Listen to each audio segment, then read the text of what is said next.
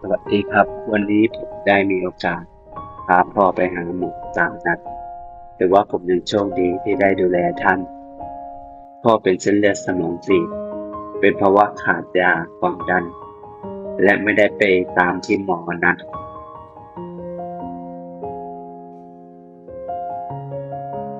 ระหว่างที่พ่อรอคิว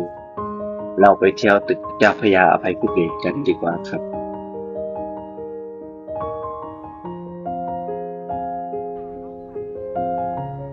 ตึกเจ้าพระยาอภัยภูเบศรสร้างขึ้นในปีพ.ศ.